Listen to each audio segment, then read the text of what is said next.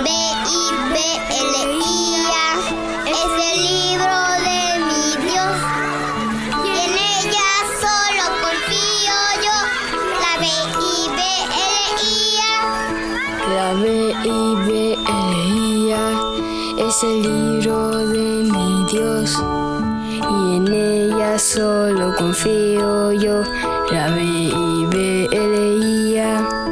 La Biblia es el libro de mi Dios y en ella solo confío.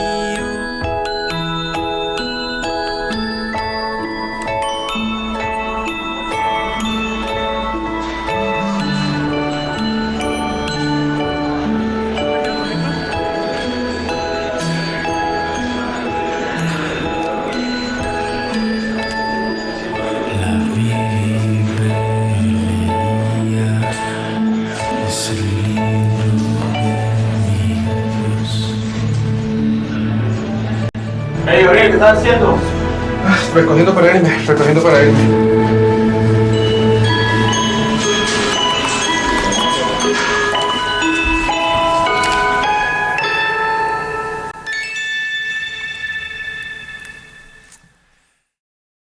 La Biblia para grandes.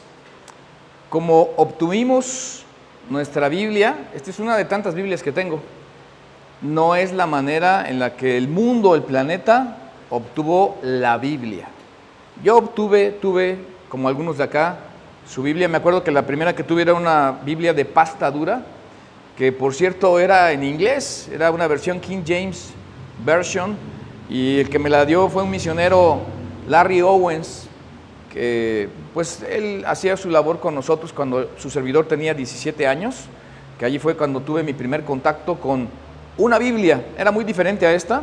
Esta me gusta porque está más o menos liviana y pues bonita, porque la piel está empastada, encuadernada en piel, y hay piel sobre piel, o sea, todavía más cara, ¿no? Y tiene un canto, pues como pueden ver, todavía algo plateado.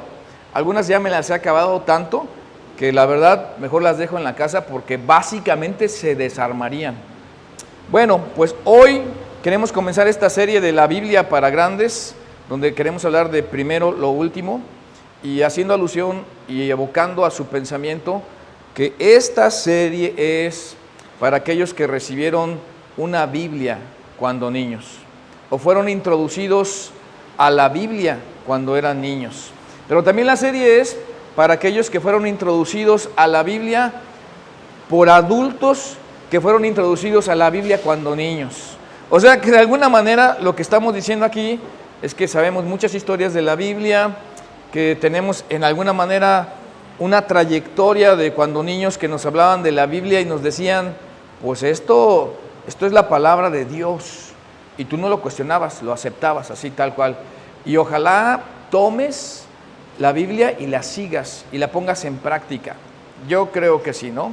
Así que de las historias bíblicas, de cómo obtuvimos la Biblia casi sin importarnos lo que contenía o lo que decía, sencillamente lo aceptamos como niños. Ahora, hoy queremos ver el fondo de la historia de cómo obtuvimos la Biblia como la Biblia, porque esto ilumina lo que nosotros creemos hoy. De niños no importaba, de niños lo aceptábamos, de adultos sí importa, y de hecho para los adultos es tan importante que si no conoces la historia de la Biblia,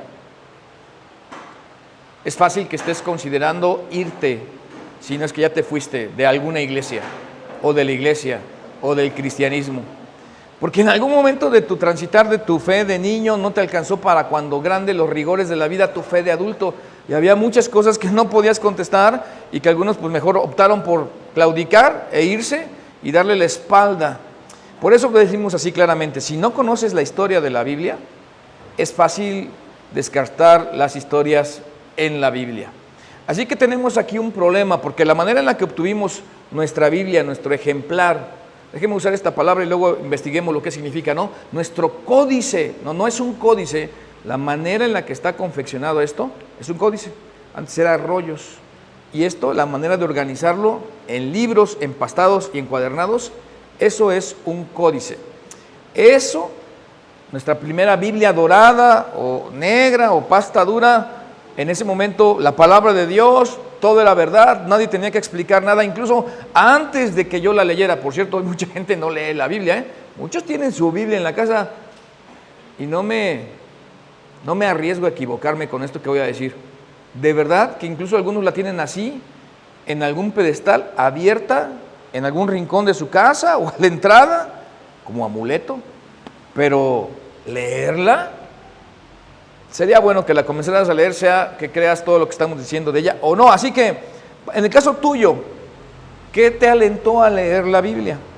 O en el caso tuyo, ¿quién te dijo que no podías leer la Biblia? Porque hay grupos en donde te dicen, no, la Biblia solo la gente autorizada, solo algunos iluminados te la pueden interpretar y te pueden decir lo que quiere decir, porque yo, el que estudié para esto, de acuerdo a un marco teórico o un grupo pues hasta denominacional o otro tipo de expresión en el que estén reunidos esa gente, dice, yo solo puedo interpretarte la Biblia.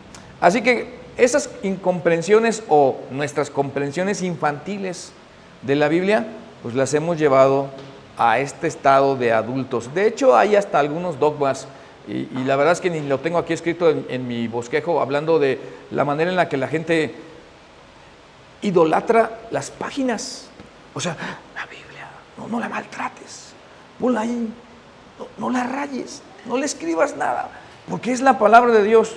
De verdad que lo que dice aquí, o sea, yo creo que sí es la palabra de Dios, pero esto es un libro, esto es una imprenta, esta es una encuadernación, que de hecho hay una Biblia que he tenido que encuadernar 3 veces porque la quiero tanto, y está piel sobre piel. Harold de Bilvis Boyson me la regaló y está firmada, etcétera, etcétera. Bueno, pues los que conocen quién es Harold de Bilvis Boyson, ¿no? El fundador del Compañerismo Bautista Bíblico de México. Él me la regaló, la he forrado porque la he acabado. De hecho, he predicado con ella en medio de algún jardín y comenzó a llover y pues esa Biblia ha aguantado inundaciones y solazos y alguna vez me defendí, no, eso no lo hice, ¿no? Pero sirve de todo. A veces el libro, tenemos algunas maneras de ver hacia la Biblia y pensar pues que eso debe de ser así, y de hecho hasta lo instalamos así en otros. Les adelanto que yo creo que particularmente lo que memorices de la Biblia, lo que pongamos en práctica de la Biblia, lo que puedas citar, incluso no de manera perfecta, pero el principio, es mejor que tener un ejemplar como este, bien guardadito y no maltratado en tu casa. Eso es lo que yo creo. Pero para algunos, si la Biblia lo dice, eso todavía vale, pero para otros no es tan fácil como decirlo así, porque la Biblia lo dice. ¿Se acuerdan los que son de mi modelo, más o menos para atrás? Antes era, la Biblia lo dice, y la gente se cuadraba. Ahora la gente, los chavos dicen, la Biblia dice. ¿Sí? Y es más, cuando están los chavos jugando, dicen, vas a llegar a las 5 de la tarde, la Biblia. Hasta lo hacen así para chotear en las películas, como diciendo, ya te lo dije y es una orden. Así de pasado, pero algún punto de tu historia, de tu creer y tu transitar como niño, adulto y adulto ya más maduro, llegaste a un punto en donde alguien te dijo, ¿y qué más dice la Biblia? ¿Qué más de lo que tú me dices dice la Biblia?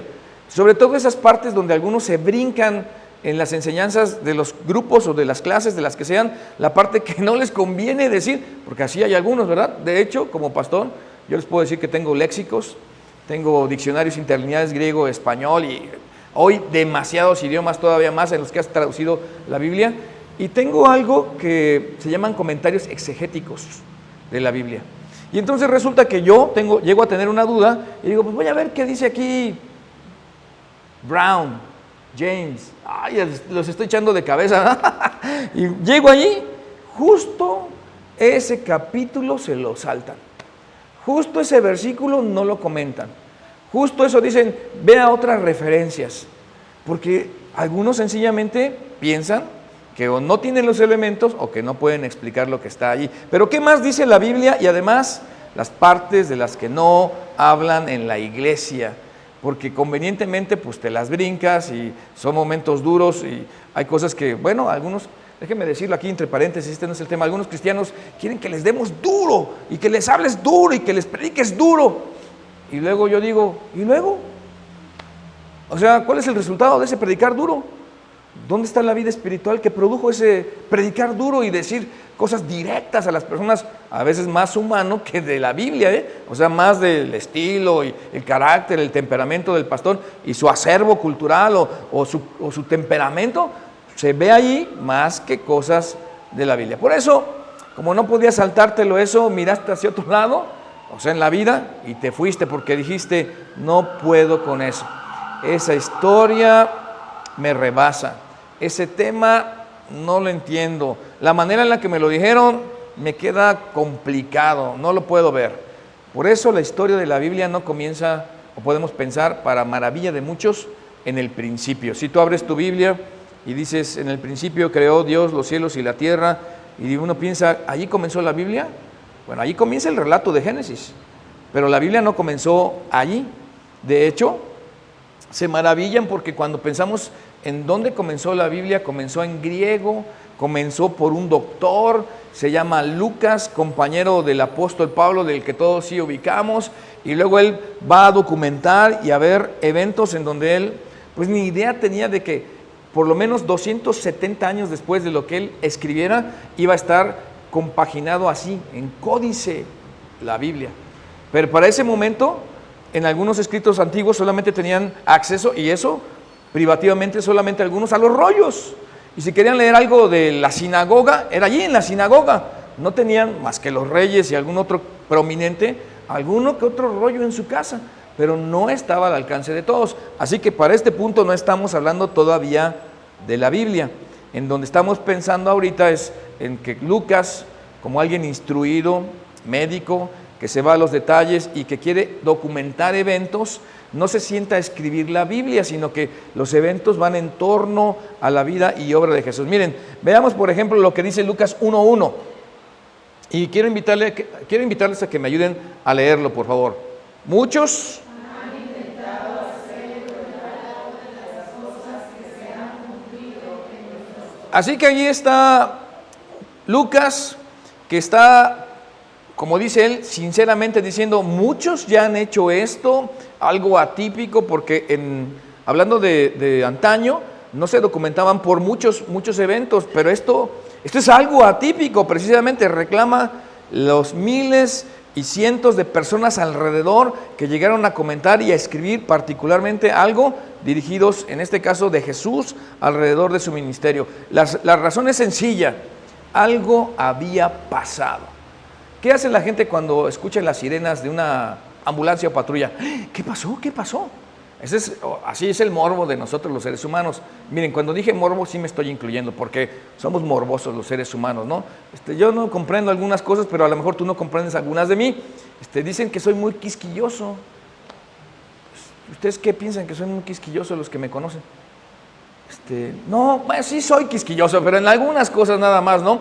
Así que somos morbosos los seres humanos, y aquí había algo para documentar de un relato de cosas, escuchen, entre nosotros. Esto no tiene que ver con un pueblo extraño que le van y le imponen ciertas cosas o le inventan algo inusual, por lo cual muchos se ponen a escribir, donde no hay muchos casos de múltiples relatos escritos del mismo evento en la antigüedad. Por lo tanto, dice el versículo 3, yo también, ¿qué título sigue ahí? Excelentísimo Teófilo. Por esa palabra excelentísimo, sabemos que Teófilo era alguien pudiente, alguien acaudalado, alguien bien acomodado. Por cierto, seguidor de Jesús, a quien en el caso de Lucas le quiere dar elementos como médico para organizarle todas las cosas, porque cuando tú te enteras de un evento, por lo menos yo digo, a ver, dímelo así, 1, 2, 3, 4, 5, o sea, yo lo quiero en puntos así, porque si te avientas un relato así, es bien interpretativo, es bien subjetivo, tendencioso, a veces carece de precisión, tiene omisiones, y entonces esto no es el caso de Lucas, porque él tiene un método científico y da lujo de detalles de todas las cosas. Pero aquí no estamos hablando todavía de la Biblia, estamos hablando de la historia antes de la Biblia y lo que catapulta la Biblia, porque primero es un evento, luego viene un movimiento y luego viene la Biblia. Y ahorita vamos a hablar un poquito más de eso. Así que yo te quiero escribir a ti, Teófilo, habiendo investigado. con la gente que ha sido testigo y que están allí vivos. Todo esto con esmero, o sea, nada más como un pasatiempo, y a ver, se me ocurrió escribir eso quiere decir con rigor, y hay rigor científico, y Lucas lo tiene. Desde su origen he decidido escribírtelo. ¿Cómo? Por favor, ayúdeme a leerlo. Paso 1, paso 2, paso 3, para los que piensan que el pastor Víctor es muy quisquilloso, porque a ver, dímelo así, 1 al 5, 1 al 7, ¿cuál? Para que no nos perdamos y luego digamos qué dije, qué no dije. De eso se trata. Él dice también, ordenadamente, un relato ordenado, y nos dice por qué comenzó la historia de la Biblia, cuándo comenzó, la cronología en la que comenzó y cuáles los eventos que lo desataron. Y en la cronología de la Biblia, cuando José de Arimatea y Nicodemo van a pedir el cuerpo de Jesús de Nazaret ante las autoridades, Pilato, porque le han crucificado, para ellos en ese momento se acabó. Para ese momento han perdido todas sus esperanzas. No van a pedir el cuerpo de Jesús como de unos creyentes que saben que Cristo es Dios, sino como alguien que está derrotado. Incluidos sus discípulos habían oído. Este es el momento de la historia con el que va a comenzar Lucas. Pero de hecho va a ir más allá, porque si Cristo muere en la cruz del Calvario, ese no es un relato únicamente hablando de ese punto hasta allí, digno de tomar en cuenta aquí, allá, allá, y que Él escriba, y que ella escriba, y que ellos escriban, que ellos narren, que ellos publiquen, que ellos prediquen, porque morían cientos, déjenme corregir, miles morían en las cruces, hablando de la crucifixión, que era una forma de dar muerte a los criminales más bajos del Imperio Romano. Esa muerte, tipo de muerte, estaba destinada para los criminales y los esclavos. Así que cuando José de Arimatea preparan el cuerpo de Cristo para el entierro de Cristo, bajándolo de la cruz del Calvario, de la cruz que estaba en el Calvario, miren lo que pasa, versículo 53 de Lucas 23. Después de bajarlo, lo envolvió en una sábana de tela de lino y lo puso en un sepulcro cavado en la roca, en el que todavía no se había sepultado a nadie. Esa es la sepultura de Jesús. Nicodemo y José de Arimatea, amigos de Jesús, gente bien acomodada de influencia, se atrevieron a hacer eso, pero no son los únicos. También dice el versículo siguiente, el 55, las mujeres que habían acompañado a Jesús desde Galilea siguieron a José para ver el sepulcro y cómo colocaban el cuerpo. Así que están viendo en qué manera el muerto, porque cuando alguien se muere, ¿cómo esperas que esté el muerto? Muerto, o sea, nadie espera más que esté muerto, y todas sus esperanzas se habían acabado, ya se había muerto su maestro. Y entonces, después de que ven dónde está el sepulcro para tomar una dirección en dónde le están poniendo, dice el versículo 56, luego volvieron a casa y prepararon especias aromáticas y perfumes, porque estaban planeando ungirlo para la muerte, pero como era un día muy especial de celebración de los judíos, ya no podían hacerlo. Lo dejan allí temporalmente para ungirlo, temporalmente era para ungirlo en el sepulcro, y se van desmoralizadas. En este momento donde Jesús estaba muerto, por favor escúchenme todos, no había cristianos, no había iglesia, no había seguidores de Jesús, se acabó, punto, no hay esperanza. De hecho, estas mujeres están desconsoladas, ¿qué decir de discípulos? No hay, menos apóstoles, todos desencantados, por cierto, asustados. En otras palabras, para este momento en donde están pensando en un Jesús muerto, Roma gana, el templo sigue vigente, la ley hay que guardarla y los profetas hay que obedecerles. Si todo hubiera terminado allí, si todo hubiera acabado allí, pero no acabó ahí. Hay una sorpresa que para nosotros hoy por hoy no es sorpresa, pero para ellos en ese momento que Lucas está documentando la vida de Jesús, es porque la historia de Jesús no terminó en una cruz romana. Jesús no acabó en una cruz. Pues si quieren saberlo, digo, sin ánimo de criticar a nadie, esto nadie me pagó porque lo dijeran, abran ahí un paréntesis. Esta es la razón por la que los seguidores de Jesús no llevamos pendiendo de nuestro cuello nada. Porque Cristo ya no está en ninguna cruz. Cristo resucitó de entre los muertos y Jesús fue visto entre muchos, de hecho más de 500, narra más adelante lo que se vendría escribiendo, porque todavía no existe la Biblia, todavía no tenemos el códice, esta es la historia, está pasando un evento, Cristo se está levantando de entre los muertos y eso va a lanzar como movimiento la iglesia, y cuando Cristo resucita, lanza la iglesia, después viene la Biblia, pero aún no hemos llegado allí. Así que los que vieron a Cristo, los seguidores, salieron literalmente de sus escondites. Porque miren, la verdad, yo creo que ustedes y yo, si hubiéramos estado allí, igual nos hubiéramos escondido. Sencillamente porque si mataron a Jesús, que resucitaba muertos, y mataron a Jesús, que caminaba sobre el agua y que multiplicaba los panes y los peces para alimentar a las multitudes, ¿qué esperanza tengo yo, un simple mortal? Claro, en el caso de Jesús, Dios lo permitió. Jesús mismo, Dios Hijo, Dios el Hijo lo permitió. Pero ¿qué esperanzas tengo yo? Así que salen de sus escondites y van a enfrentar a aquellos, ahora sí, energizados, tonificados, me gusta usar esa palabra, vigorizados, no envalentonados, porque eso es otra cosa, y por alguna manera de parte de Dios, empoderados por la verdad, de haber visto con pruebas indubitables a su maestro levantarse de entre los muertos, y está lanzando el movimiento de la iglesia, y ahora van delante de sus opositores, de los que les han intimado de no hablar más en Jesús, van a Jerusalén y predican en las calles. A ver, cristianos aquí presentes, si tú no eres cristiano, esto no es para ti, subráyenlo,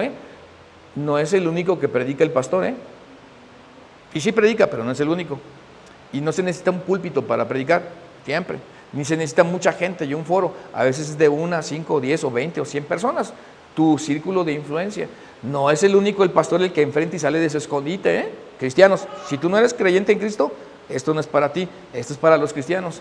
No tienes que salir de ningún escondite, tan sencillo como que la fe no se demuestra, la fe se muestra. Pero también la fe no es invisible, la fe es visible. La fe no se origina en la mente, se origina en el corazón. De hecho, la fe no es separatista, la fe se asocia. Todo eso es parte de la expresión de un creyente en Cristo Jesús. Así que los seguidores de Cristo salen, predican y Lucas está documentando esto y lo otro y todo lo que está pasando, y uno de los que documentó fue a Pedro. ¿Se acuerdan de Pedro el apóstol? Miren, mensaje de Pedro, una cita del apóstol Pedro de lo que Lucas en el libro de los Hechos está escribiendo.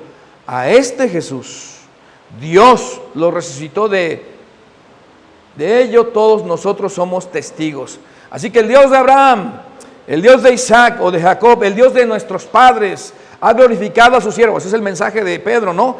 A Jesús, ustedes lo entregaron y lo negaron ante Pilato, y aunque habían decidido soltarlo, ustedes llevaron al santo y al justo y pidieron que se les soltara a un homicida. ¿Se acuerdan del nombre del homicida?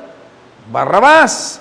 Se vale hablar aquí. Y mataron, dice Pedro. Es un pescador, pero está tonificado, energizado, tiene una fe robusta. Mataron al autor de la vida, pero Dios lo resucitó de entre los muertos. De esto nosotros somos testigos. Y comenzó el movimiento, la iglesia, y de Jesús, la iglesia se derivó la Biblia, pero en ese momento todavía no hay Biblia, porque aquí va a documentar 30 años de historia Lucas. 30 años de la iglesia incipiente, de los eventos, no solo de la predicación, de la oposición, de la persecución y de todo lo que en algún momento todos, muchos, van a llegar a escribir de lo que han visto, de lo que han oído. Nadie tiene en mente sentarse inspirados o iluminados, que esas dos cosas son verdad, por Dios, para decir, ok Dios, ya, estoy listo para escribir la Biblia, Punto número 1, como dice el pastor Víctor. Punto número 2, nada de eso. Sin embargo, Lucas, que escribe el libro de los Hechos, interactúa con Pedro, interactúa con Pablo, de hecho viaja con Pablo, hace viajes misioneros con Pablo y se relaciona con los demás discípulos, documenta el surgimiento de la iglesia de los gentiles, o sea, de los griegos, porque al inicio de la predicación, el elemento en la iglesia era 100% judío, porque los judíos veían como inapropiado juntarse con los gentiles, o sea, los que no son judíos. Y comienza a migrar y poco a poco menos judíos, más griegos, y después no solo menos judíos, más griegos, también de otras nacionalidades, y entonces surge un movimiento que moldearía y moldeó la civilización occidental. esta, en donde estamos. Aún los que no creen en Cristo, los que no creen en la Biblia, toda la influencia de la cultura se permeó como algo cristiano en nuestro occidente.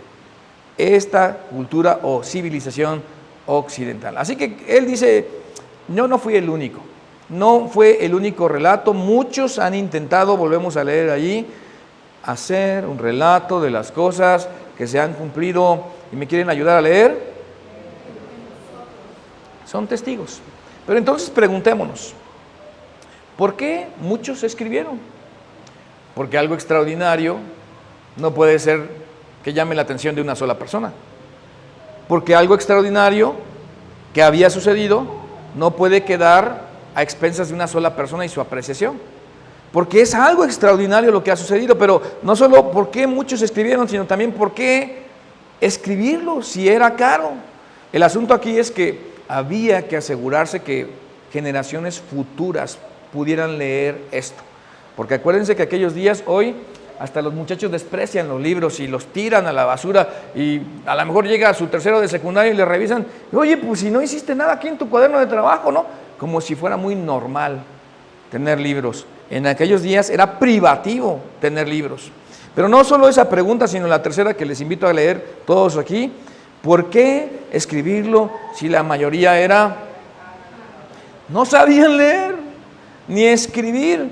Pero ellos querían asegurarse, siendo que Pedro, Juan, Lucas, Marcos, Mateo, Judas el bueno, no el Iscariote y otros que no estaban rejuveneciendo, sino envejeciendo lo que sabían, lo que habían visto, lo que habían vivido, lo que Cristo les había encomendado, quedara registrado para que las futuras generaciones pudieran tener esto de primera mano de estos testigos. Así que, porque algo extraordinario había pasado, es que Pedro escribe y otros, pero podemos pensar en Pedro como el primero de los que escribió y lo hizo a través de Marcos.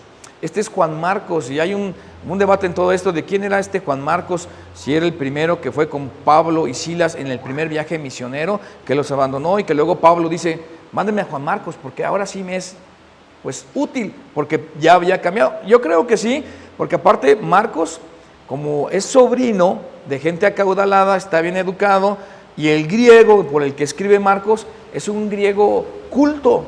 No es un griego vulgar o koiné, que así se llama, griego koiné, es un griego que solo la gente educada usa.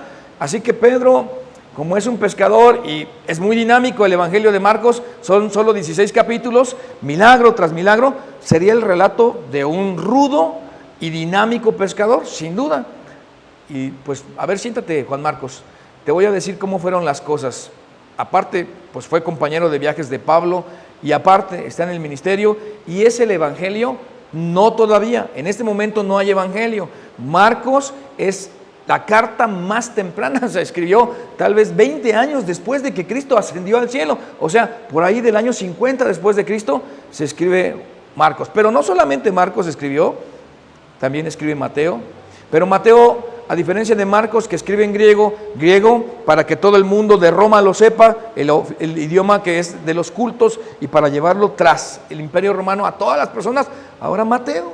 Pero incluso hay personas bien documentadas, los padres de la iglesia, que los padres de la iglesia son después de los discípulos, que dicen que hay un evangelio perdido que se escribió en hebreo. Tiene mucha lógica, porque si Mateo escribe haciendo énfasis para los hebreos, para los judíos, citando el Antiguo Testamento y su cumplimiento y hablando de profecía tras profecía en la persona de Cristo Jesús, claro, y después una copia salió para ser hecha en griego y que también todo el mundo la pudiera leer y que de ahí vienen las partes que nosotros, o el evangelio, que todavía en este punto no es evangelio, tenemos hoy de Mateo para todas las naciones.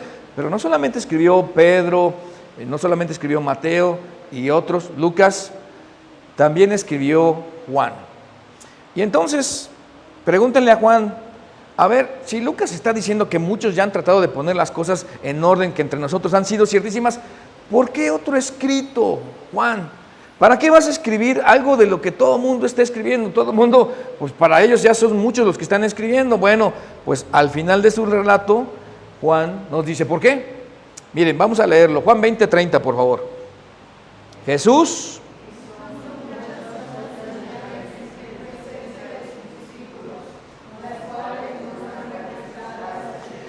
y está poniendo ese contexto, pero cuando habla de este libro, no está hablando de este libro. Este libro, este códice, todavía no existe. Él está hablando de uno que está allí, que se llama Juan, que nosotros hoy le llamamos el Evangelio de Juan, y que está más o menos aquí. Y es este. Muchas cosas que que Cristo hizo no están registradas en este libro. Pero a ver, pongamos atención. ¿Para qué entonces?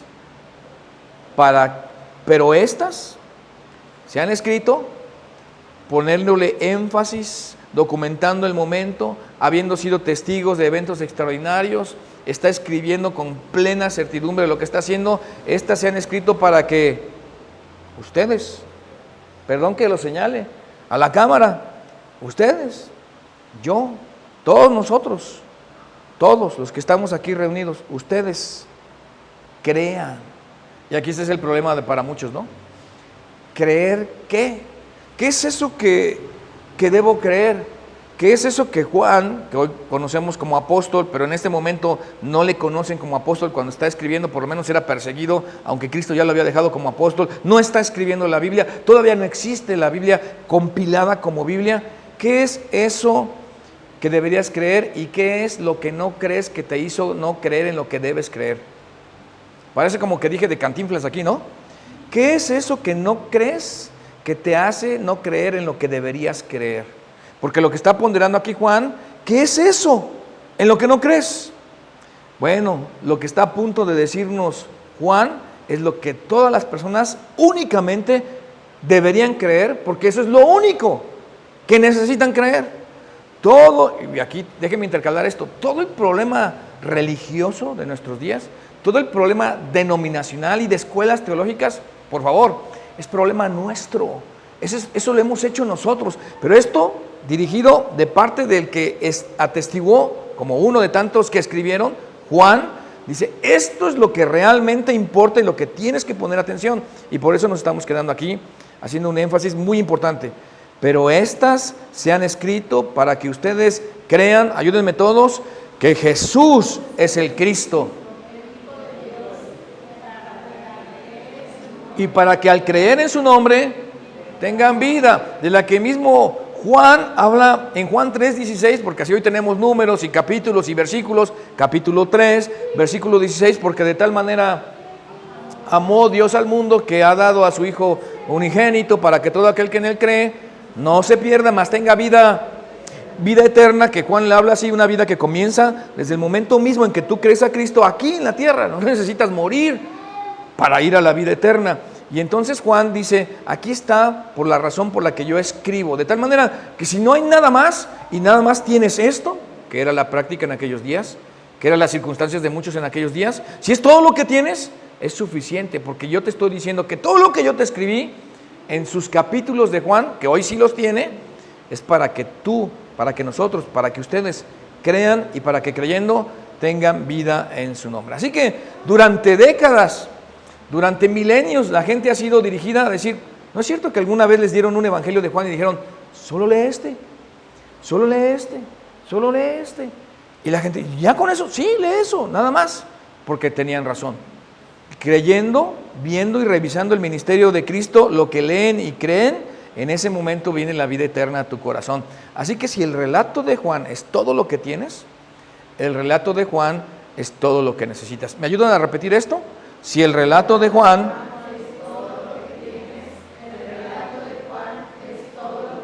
entonces no hay una necesidad, de verdad que no la hay, de erudición. Esas son escuelas teológicas o seminarios, universidades cristianas hoy, incluso algunas iglesias que estudian y que van. Qué bueno que tengas el tiempo de hacer un erudito teológico y demás, no sé, pero el asunto acá es que si tienes la carta, déjenme usar este nombre ahorita, el Evangelio de Juan, así lo llamamos hoy, todavía no existe la vida para este punto, es el relato, el único que tú necesitas. Y aquí hoy estamos llegando al final del primer siglo con la vida de Juan, pero la Biblia todavía no está escrita o compilada, por lo menos. Hay fragmentos, miles de cristianos, miles de documentos valiosos por todas partes. Algunos tienen algún evangelio, unos el de Marcos, otros el de Mateo, algunos tienen este de Juan, algunos de Lucas. Imagínate lo valioso que era para ellos poder tener uno de ellos, porque lo escribió Pedro, no se escribió Pedro. Como cuando alguien hoy va y revisa su mail y está esperando una respuesta de un crédito. Me contestaron del banco, positivo, amigo, esto es genial. Y ahí está, ahora no agarras ni siquiera una carta impresa, te metes digitalmente, pero te emociona, te entusiasma. Imagínense los primeros creyentes que se estaban reuniendo como movimiento, y que Pablo en su momento, y que Lucas en su momento, y que Mateo comienzan a escribir porque quieren plasmar antes de morir de lo que han sido testigos. Y claro, en ese momento ellos no están escribiendo la Biblia, ellos no dicen, mira, Dios me encomendó a escribir la Biblia. Eso no existía, no había iglesia, no había cristianismo, no había seguidores. Se está conformando la obra de Dios apenas. Y eso ayuda mucho y arroja demasiada luz cuando nos atacan, cuando dicen, no hombre, tu Biblia tiene un montón de errores. ¿Quieren que les diga una forma para matar eso? Abre una Biblia y dile, muéstrame uno.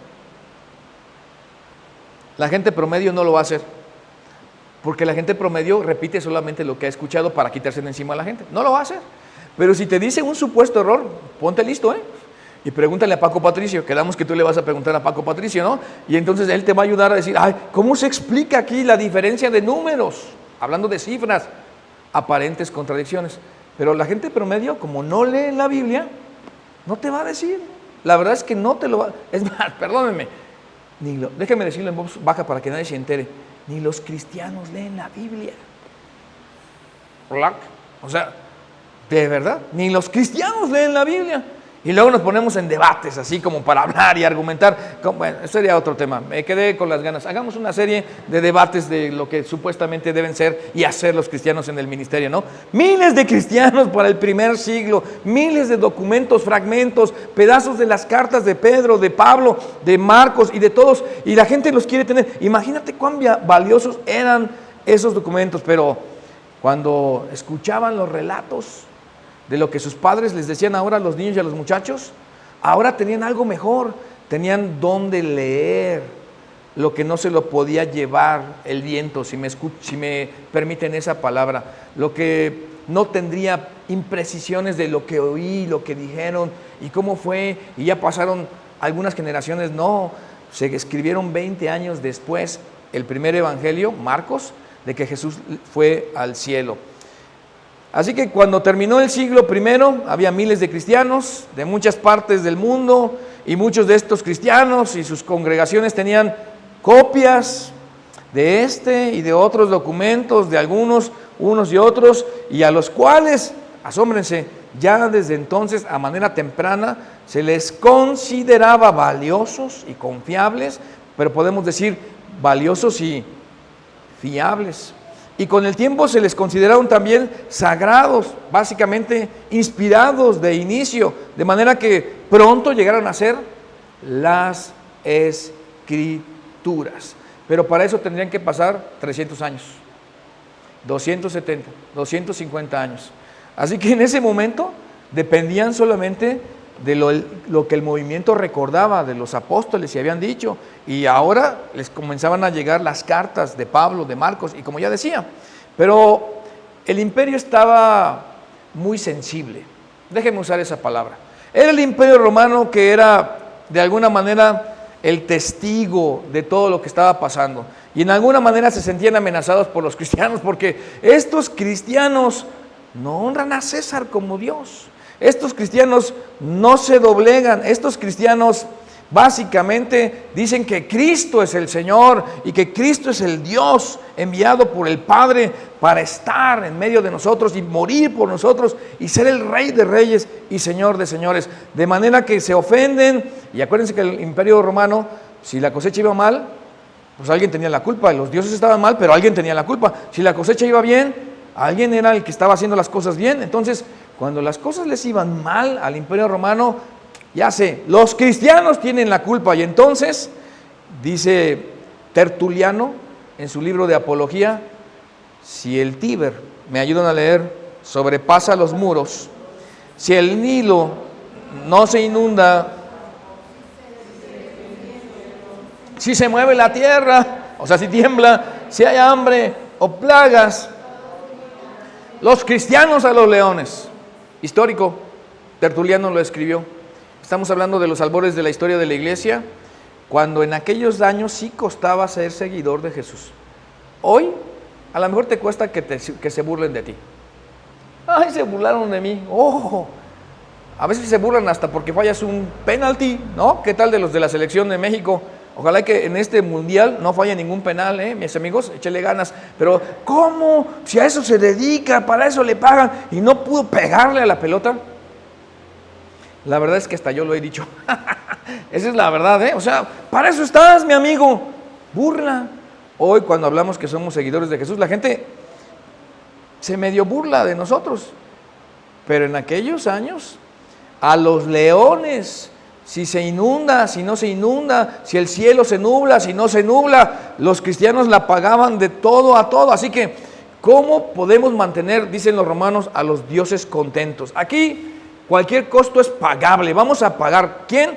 Con los cristianos. Por eso, lejos de hacer caso omiso, en el año 303 después de Cristo, el emperador Diocleciano, ahí está su rostro, por lo menos en un busto, emperador Diocleciano emitió un edicto que no solo prohibía las asambleas, o sea, la iglesia, las reuniones como iglesia, los cristianos, no solo prohibía adorar a ese Dios, sino que reclamaba que los líderes tendrían que hacer alguna como penitencia y venir y ahora declarar que el César era Dios.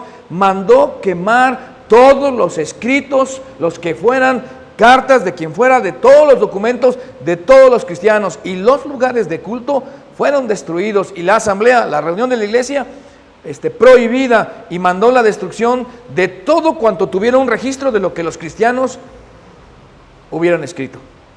Así que muchos cristianos, debemos dar gracias, murieron antes de entregarnos su Biblia. Algunos ya se han de sentir mal ahorita, ¿no? Porque tienen su Biblia allí aventada en su casa. Cristianos, si tú no eres creyente en Cristo, esto no es para ti, ¿no? Bueno, a lo mejor ni la has prendido, ¿no? Si hablas de una Biblia digital, a lo mejor. Ellos, si tenían la epístola solo de Marcos, el Evangelio, si tenían solo lo que Lucas había escrito, si tenían algún fragmento de lo que Juan les había escrito, si en su momento tenían ya lo que Colosenses, Pablo les había escrito, morían por defender con su vida antes de entregarlos. Y por eso el cristianismo se propagó. Y en algún momento del año pasado, de hace 5 años, en mi caso de hace 39 años, me llegó un ejemplar de la Biblia a mis manos, King James Version. Así que en este cambio político, que siempre hay cambios políticos, todo sube y baja, ningún gobierno es permanente, hay un cambio político, trae una reforma y viene el alivio de las hostilidades.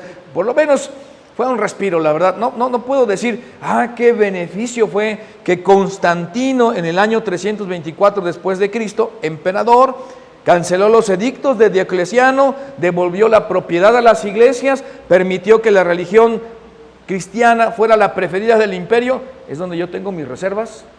No sé si fue beneficio, hasta hay una novela, ¿no? El maleficio, pero no sé si fue un maleficio eso, no sé si fue algo contra, yo creo que sí. La iglesia institucionalizada, de más. Los estudiosos cristianos podían trabajar abiertamente, la gente podía dirigirse a reuniones de iglesia, el escenario, sí, por lo menos en ese momento estaba listo para que por algún momento se pudiera llegar a embalar, a ensamblar, sería la palabra, todos los escritos. Ahora que los cristianos se podían reunir, traían, aquí tengo la epístola de Pablo, aquí tengo la de Lucas, aquí está la de Juan, este es el Evangelio de Marcos, aquí está el de Mateo. 270 años después de que Cristo ascendió al cielo. Así fue como se originó la Biblia. La Biblia no originó el cristianismo. Jesús y su resurrección como movimiento o evento lanzó el movimiento, la iglesia. Y luego la iglesia, a través de los que acabamos de decir, escribió lo que vieron, lo que atestiguaron. Y luego cuando la iglesia se pudo reunir finalmente, compilaron, juntaron, se pusieron de acuerdo y hicieron lo que hoy por hoy nosotros conocemos como la Biblia. Así que nosotros lo retomaremos ahí la semana próxima, pero de momento démosle gracias porque finalmente hoy por hoy podemos decir 2000 años después de historia, sabemos cómo sucedieron las cosas porque alguien se tomó el tiempo para escribirlo y Dios se ha encargado de preservarlo y que te llegue hasta el día de hoy. ¿Qué les parece si oramos? ¿Me acompañan? Señor, te damos muchas gracias por el privilegio hoy de estar reunidos como iglesia libremente. Gracias porque Lucas se dio la tarea de poner las cosas en orden para que su amigo Teófilo pudiera tener razón de cómo fueron los eventos de Jesús en quien él ya creía como discípulo. Gracias porque a partir de eso, hoy por hoy, hubo gente que dio su vida para que nos llegaran estos escritos y podamos leerlo de acuerdo a cómo sucedieron las cosas. Te damos gracias porque no solo es importante las historias dentro de la Biblia, sino la historia de la Biblia y cómo llegó a nosotros, es bien importante. Gracias Dios, y rogamos que si en este instante hay alguien que se siente tocado por ti para poner su fe en Jesús, para creer en ti, para abrirte el corazón, en este momento lo haga, Señor. Y también de la misma manera, rogamos por si hay alguien aquí que se siente en alguna manera empujado por ti para comenzar a releer o a leer la Biblia, tu palabra, que lo haga. Y si hay alguien aquí que no cree y que quiere comenzar a leer por curiosidad, Dios, que lo haga también. Te rogamos estas cosas en el nombre de nuestro Señor Jesucristo. Amén.